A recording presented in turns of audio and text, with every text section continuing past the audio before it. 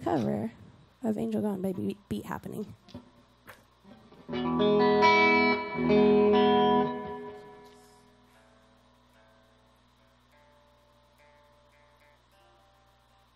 This next song is called Witch Girl. We have it up on our Bandcamp and our SoundCloud at miniblinds.bandcamp.com.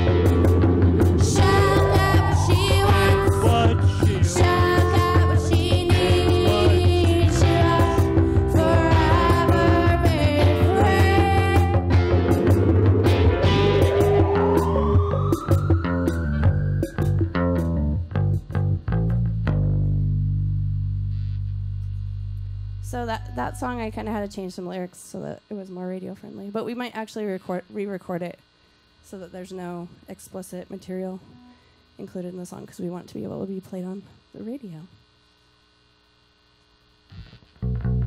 This song's called Eternity.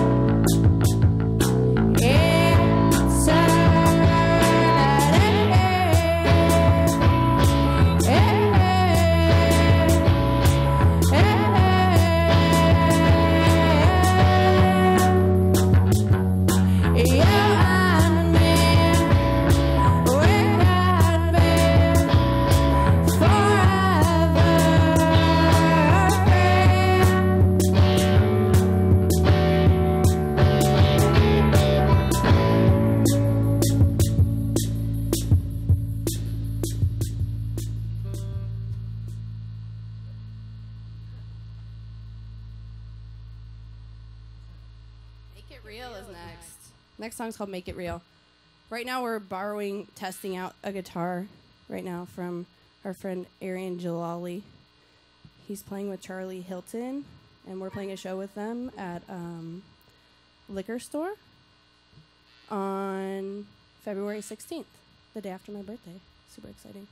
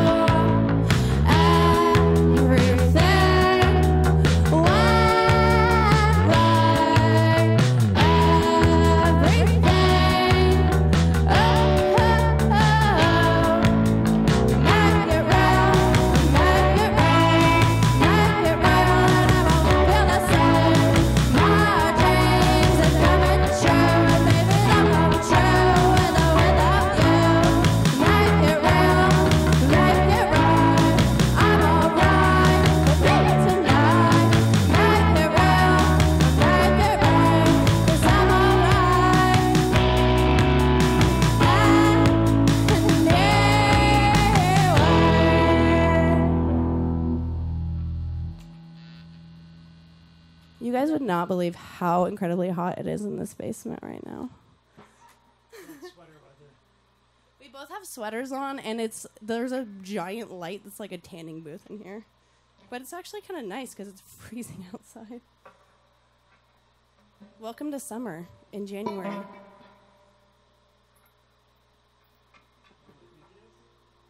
it's time. The song's called Time Machine.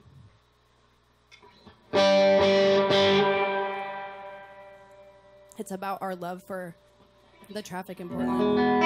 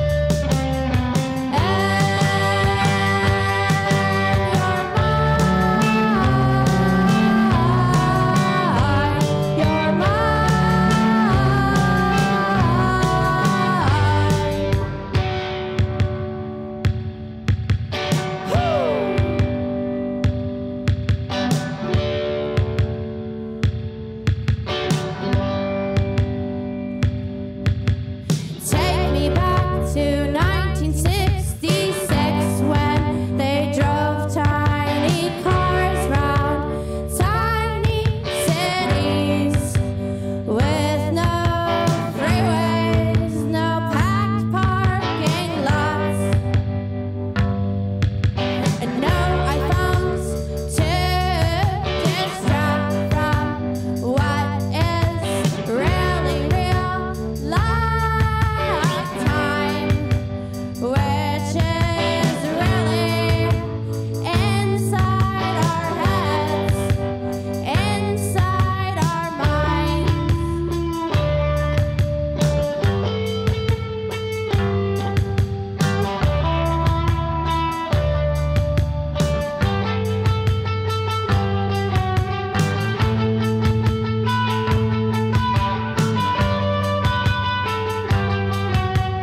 Five, four, three, two, one.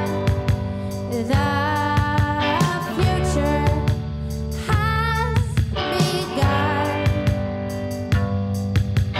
We cannot see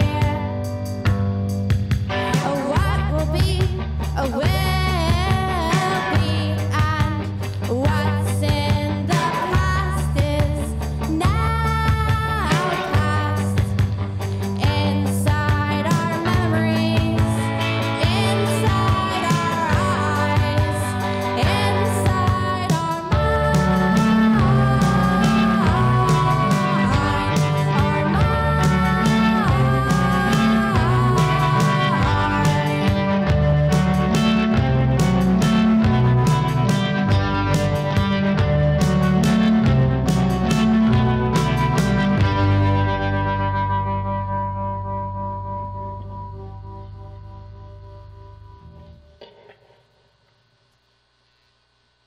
Thanks, guys. Those were our songs. We started playing music in December, so we're moving forward now. Ooh, stay tuned. They'll be chatting with me here in a few moments, but first we're going to thank the people that help make this station possible. Do you feel too tired to make it through class alive? Are midterms and finals stealing your sleep? With 5 locations in Portland today, Stumptown has been serving the community with directly traded and locally roasted coffee since 1999, bringing the tastes of coffee beans from around the world to your backyard.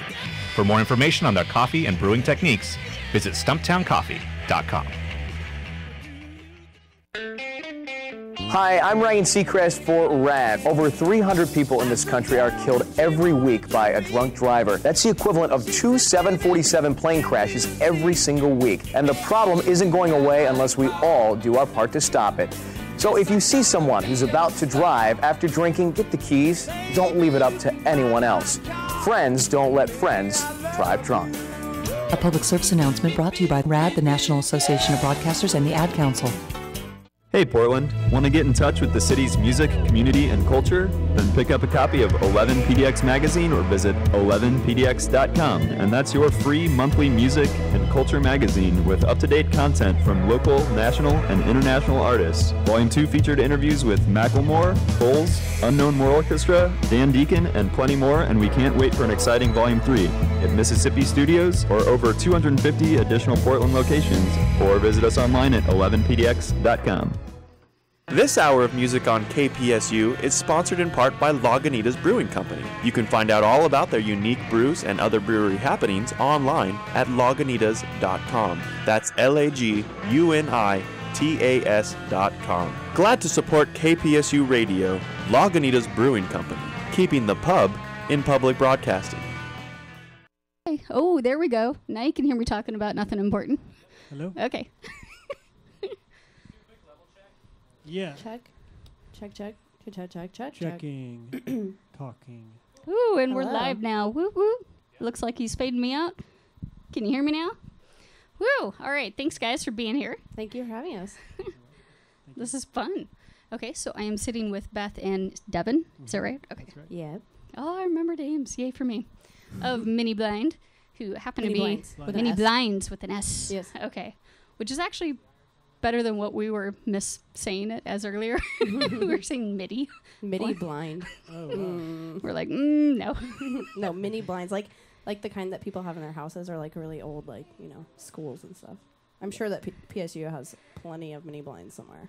Yes, I'm sure all over the windows. Yeah. Is that how students will be familiar with that? Yeah, we kind of got the name because we just like the aesthetic of light coming through the mini blinds. You know, so you're the light coming through.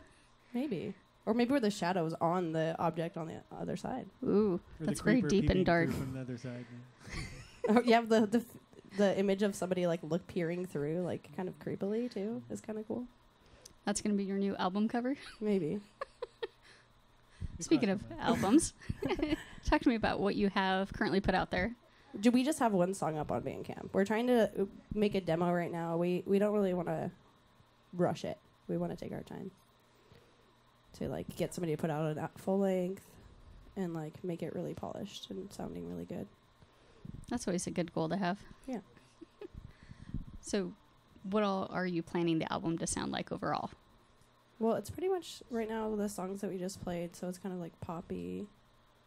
I don't know. Do you have like a vision for exactly how it's going to sound? Probably mostly up-tempo stuff with kind of somewhat danceable rhythms, I suppose. Right. A mixture of 80s kind of electronic sounds and more classic pop sounds, like from the early to mid 60s type tones, you know? Right.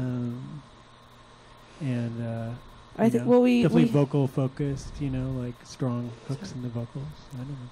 Yeah, speaking of vocals, you have the very fancy mic that Beth normally sings out of. Yeah, apparently the fancy mic isn't working so good. So it's been it's a little bit quieter. It's actually not that fancy. It's kind of a cheap mic. It's just white, and so that's why I got it. Aesthetics. It is, yeah. Aesthetics are very important to mini blinds. Yeah. Yes. Let's nerd out on the gear a little more besides the pretty mic that you have. That guitar you mentioned was borrowed. Yeah, we borrowed this guitar. I don't know if borrowing a guitar and playing it for the first time on a radio show is necessarily the best choice. Like, it worked. Looking back on it, yeah, it worked. I only messed up like a couple, like not even that many times. Yeah, it was a little bit of a gamble, I suppose. Yeah, it's really cool looking. Yeah. We just got excited about it because I just traded it with my friend, or we're considering a trade, you know. So I figured just, you know, bring it and really give it a good run through and see. What is it? What kind of guitar is it? It's a Teisco, which is a Japanese guitar from the 60s. And he's going to maybe trade me for a Hagström that I have, which is another guitar that's from Sweden, actually. And is really cool also, but I don't know. He really loves it and he wants it, and I think this thing's pretty cool, so we'll see. So the Swedish guitar, is it as pretty looking? It's pretty in a different way. It's got a lot of plastic on it. It's very plastic. It looks really cool. It looks very interesting. They both look very cool. Yeah. I mean, if I had to pick Sweden over Japan. That's a hard choice. Probably Japan is kind of more interesting. Well, I don't know. I mean, for me personally, like aesthetically, I think Japanese like design is a little bit cooler. Cars and so, and like furniture. Yeah. Both countries have strong histories of interesting design. It's true. Yeah. That's very true. Debates you'll be having in the car later. I know. So on the topic of car trips, you have any fun road trip stories? Yeah. Well, we drive back and forth from Seattle a lot. There was this phantom car that we see sometimes driving down the shoulder at like 150 miles an hour. And I've seen it twice. Have you seen it just once or twice? Just the one time. I've seen it twice. When we would be on that stretch of road, you'd always bring it up because I wasn't there the first time. And I heard about this because I think that our old bandmate Eric and Beth picked me up like one time somewhere like near Longview or something to go to a show in Seattle. And they're like, you wouldn't believe what we saw, this crazy person like driving up the shoulder like 100 miles an hour. And I was like, that sounds really weird. And then we were going up like a couple months ago in the same it looks like the same car. Yeah. There's we have a theory that's like a phantom, like somebody died in a car crash like trying to drive 1,000,000 miles an hour, and then now they're just haunting the I-5. Yeah. So the ghost of I-5 you've seen many times. It's true. It's somewhere like between like Battleground and Longview somewhere. Yeah, keep an eye out. I heard some story about a house burning. What was that about? Yeah, we another time we were driving, I think we were in like Northern California probably, and there was a house burning, which I've never seen a house on fire, but it was a huge like Victorian style house on fire. And we have a song with our other band, Appendices, called "Please Don't Burn My House Down," but I did not even associate, like, it's called "Burn," but I did not even associate the house burning down with when I was writing that song. I actually wrote that song when I was playing music with one of my, just like jamming out with one of my friends, and somebody, like, his roommate burnt ramen, and it was like all the smoke was coming upstairs, and we like were trying to figure out ways to get out of the window, and like it was really scary. So that's how "Burn" was written. Burnt ramen. Yeah, burnt know ramen. How many house fires are attributed to ramen? It's probably a high portion, you know. Right. Because it's like when you're like really busy and can't be bothered to like actually cook, and you just throw it on and leave. I don't know. Right. I have a burning ramen story too, but it might not be appropriate for the radio. No F-bombs. No. I saved an apartment from burning down because someone was burning ramen. Yeah. You saved the apartment? Well, yeah. Like there was like I was hanging out with my girlfriend at the time, and we're like all of a sudden we're like, it's really smoky in here. What's going on? And then we realized it was coming from downstairs, and I had to sort of like break into someone's apartment, and they were passed out, and I had to turn off the stove, and the ramen was burnt to a crisp. But I would give it, maybe 5 or 10 more minutes, and it would have just burst into flames.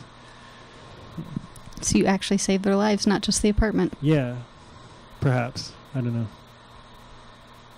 I see the head nodding. You're like, yeah, you did. Oh, I've saved Devin's life before, actually. That's true. A couple times. We were walking on like Skidmore and Albina, and this car looked like it was turning left, so they just were coming out, and we thought they stopped. They stopped in the middle of like the crosswalk. We were crossing the crosswalk, and then they just hit on their gas, and I like pulled Devin and like back. And she was like, sorry. And I was like, you just almost killed us. I was carrying a really huge yellow umbrella at the time, too, which is like... And I was wearing all white. Yeah, like, how did they not see us? Really, it was so day conspicuous.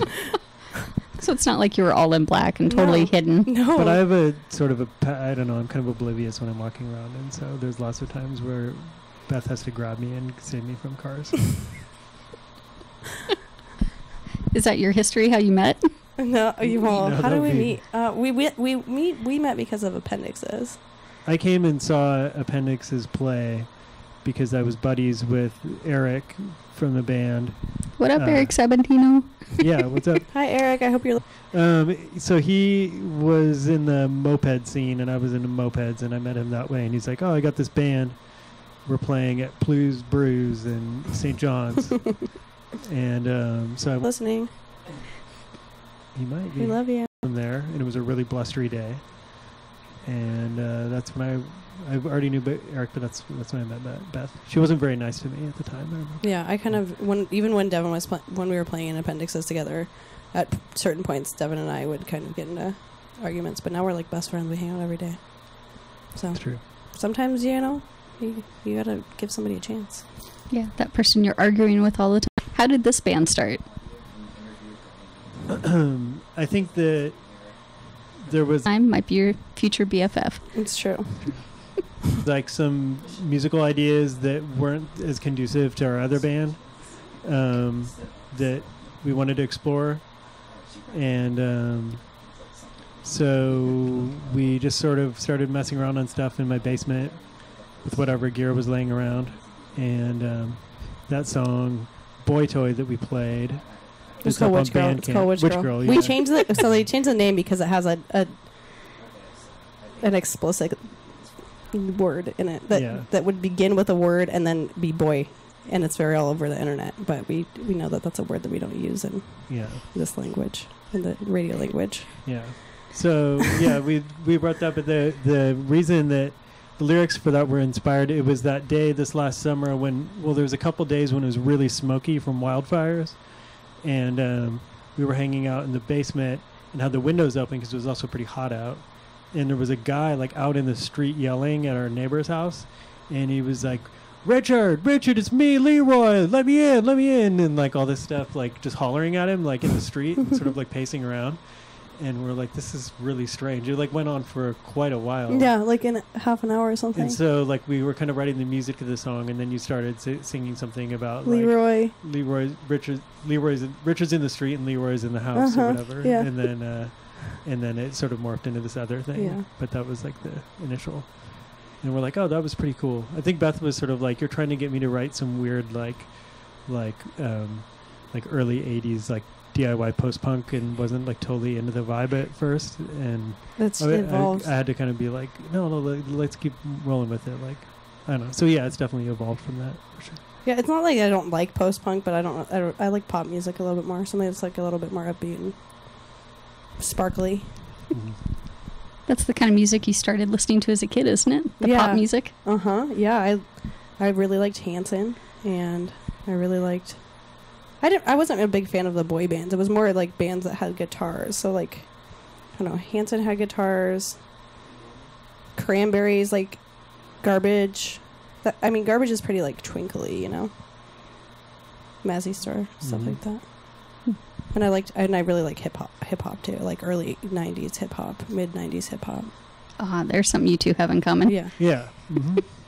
It's true. That was kind of my first stuff that I got into. Also was like top 40 radio circa 89, 90. And I'm like circa like 1993, 1995. Yeah. So. What about first concert you ever went to? Hanson. Wow. I was obsessed with Hanson. I was 12, so you know. Right. So that's okay. Yeah. I don't know. My first concert that I distinctly remember really wanting to go to was Blind Melon and Lenny Kravitz, but my parents wouldn't let me go, and that was really disappointing for me at the time.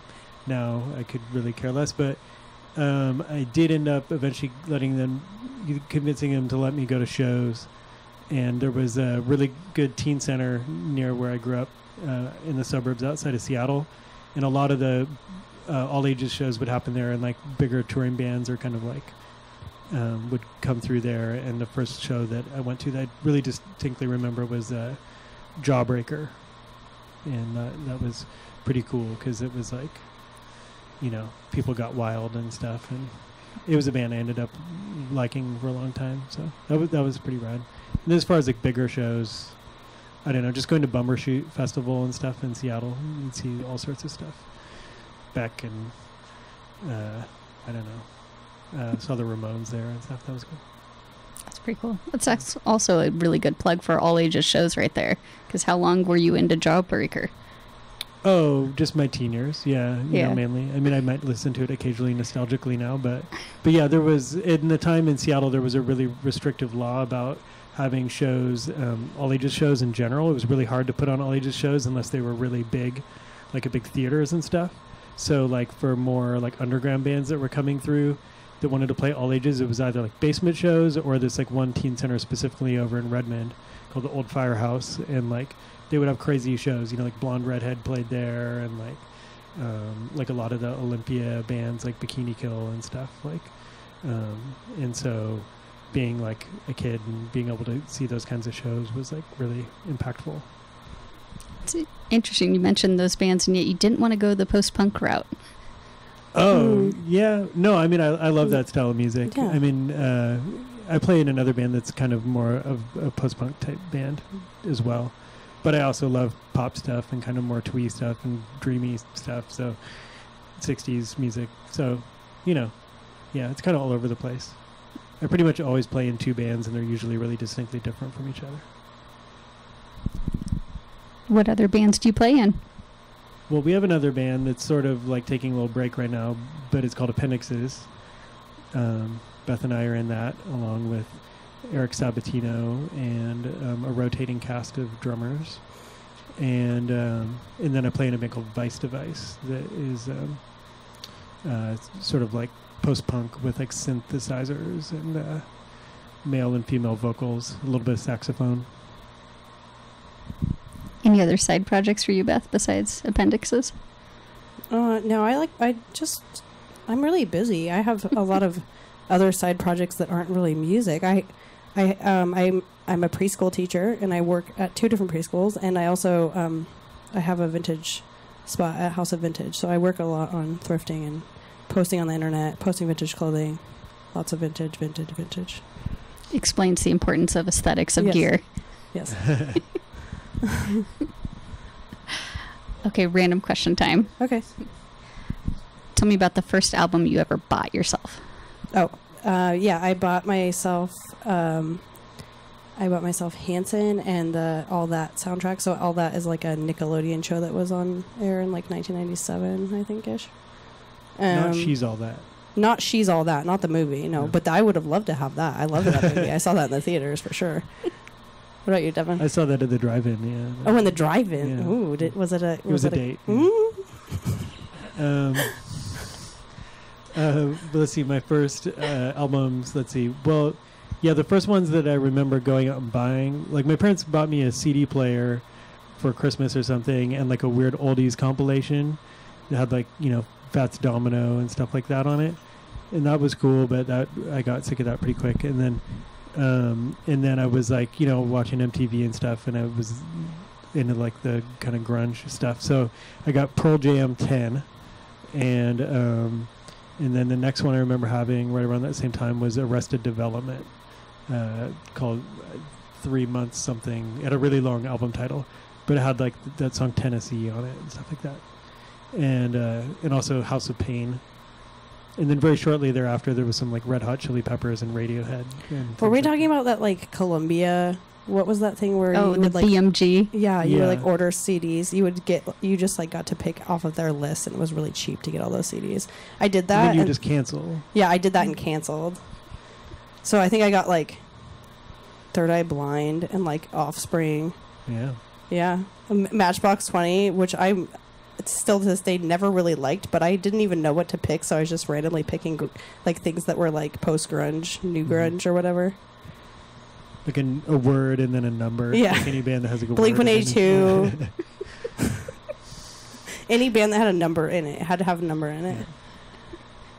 I grew up in a really small town where I was really isolated from music. We didn't even really get that many radio stations, so I was just like, you know, picking out of magazines. You know, I had a cable TV, so I watched music videos on VH1, but my parents had MTV blocked for some reason. I think they didn't like Beavis and Butthead. It's a bad influence. Bad influence. Is that what you watch all the time now? No, I don't even like it. Do you like it? I don't know. It doesn't hold up as well as I would like. The thing is that about Beavis and Butthead is that the best part is when they're watching the videos, because they would play really weird videos that you wouldn't normally see on MTV. Right. And the commentary was sort of funny, but then the actual like little skit sections or whatever, like they don't really hold up. But if you get a Beavis and Butthead compilation, it doesn't usually have the videos. It just has the like, you know, the little scenarios. And I just want to see, to me, is this a way to explore like weird old videos?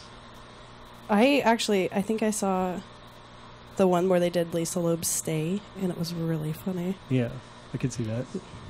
So funny. It was also kind of probably misogynistic, so I'm kind of, I don't know, but it was still funny. Switching gears a little bit, what are the latest albums you've purchased? Oh. Purchased? Man, I don't really buy music because I have Spotify, and I know that's horrible because I wish people would buy my music, but I'm going to be honest here. Let's see. The latest albums that I purchased are like for DJing. I buy a lot of like 80s like pop singles and stuff like that. Like Madonna. I don't know. I can't think of anything. Didn't you buy some tapes at that show that we were at this summer? You got that nail polish tape, right? Oh, yeah. That was a really good show. We watched some bands from Seattle. I got a nail polish tape and an SSDD's tape. And I also bought an album from Force Publique, which is a Portland band. I was at their show. Are we talking cassette tapes then? No, the Force Publique was a CD, and I bought 2 cassette tapes recently. I buy every format. I buy my friends' tapes mostly. That's usually what I spend my money on for like purchasing albums. People I actually know. I've got a couple of those recently too. Like one I've been listening to a fair amount is like Disband Lithics from Portland. Oh yeah, they're really good. Their tape they put out is really good, and I don't know. What genre are they? They're kind of like kind of no wavy, I guess, sort of like artier post punk, female vocals, kind of like weird angular guitar. I hate that word, but I don't know how to describe it. And then like a really tight kind of like propulsive rhythm section. I don't know. It's like it's like weird, but it's not like noise. It's like it's very like composed and like orderly. Yeah, I think like out of my friends that have had like record releases, I think I bought Haste Tape. Yeah. Love F. That's their name. No, there's a word in their name that we're not allowed to say. Their name is Love F. And I bought their tape, and I also bought... I didn't actually buy it. It was given to me, but the Landlines tape.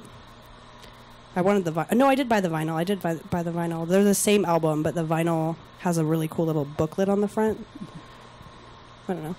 Yeah, vinyl always seems to have the cooler inserts. Yeah. Yeah.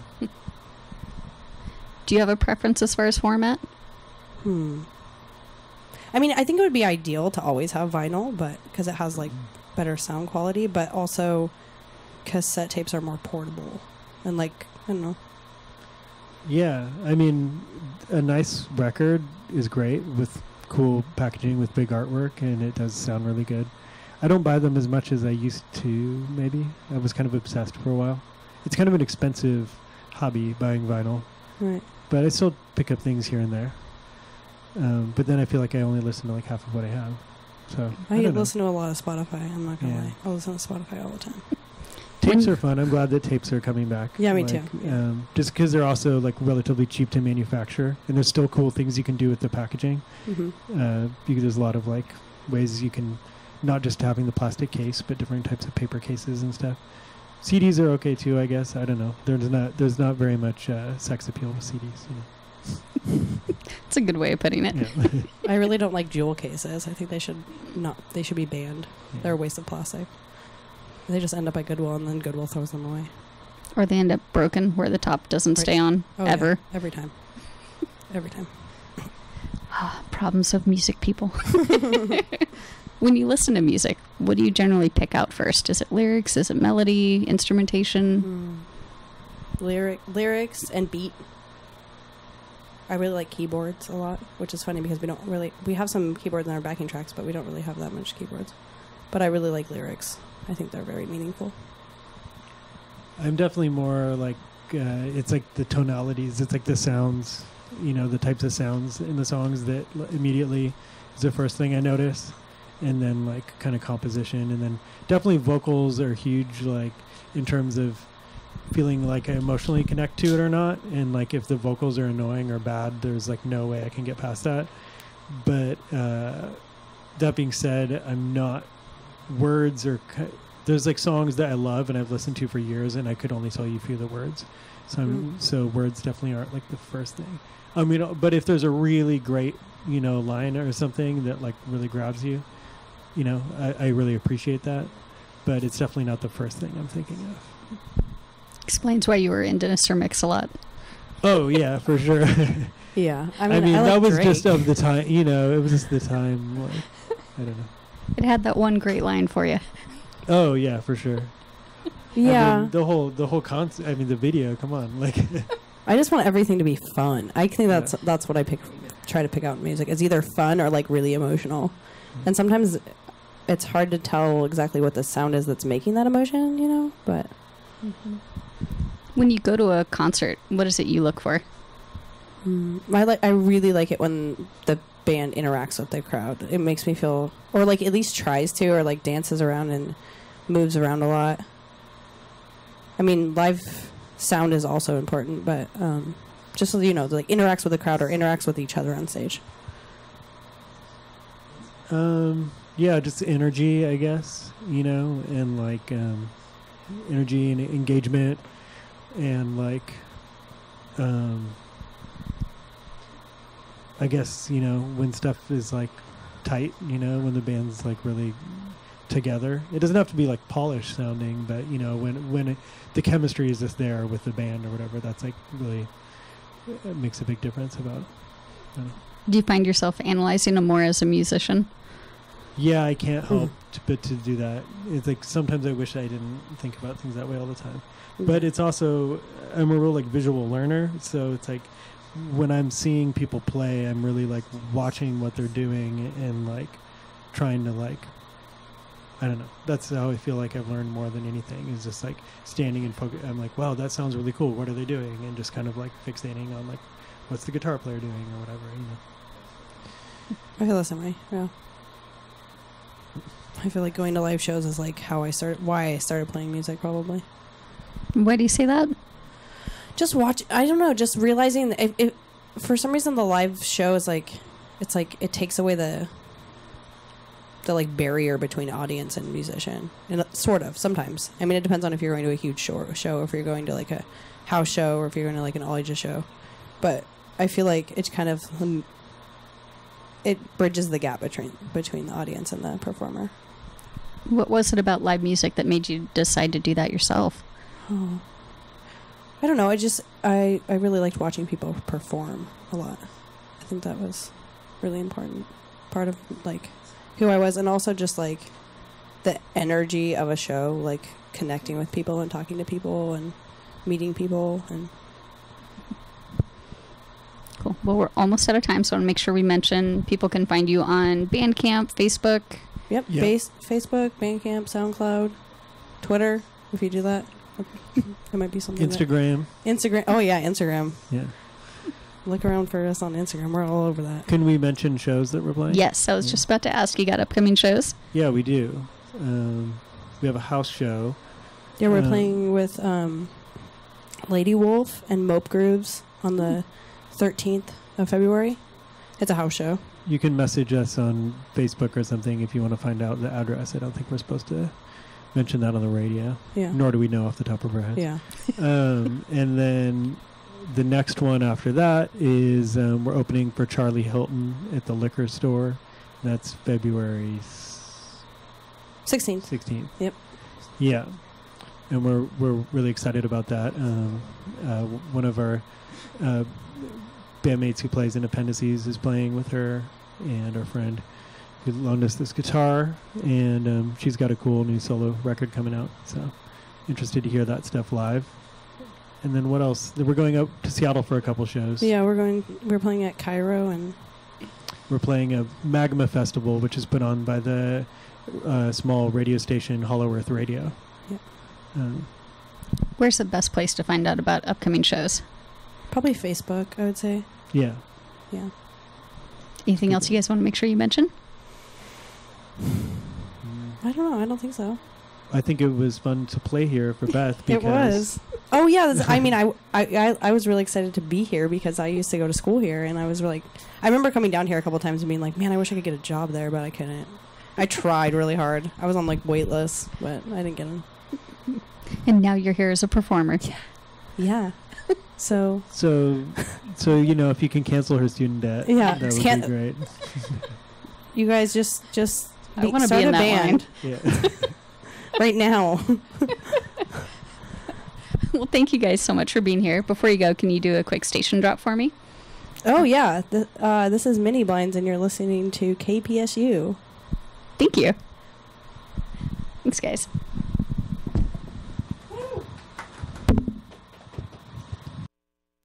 Called Pearl Jam is going to play a live set for spontaneous listening enjoyment.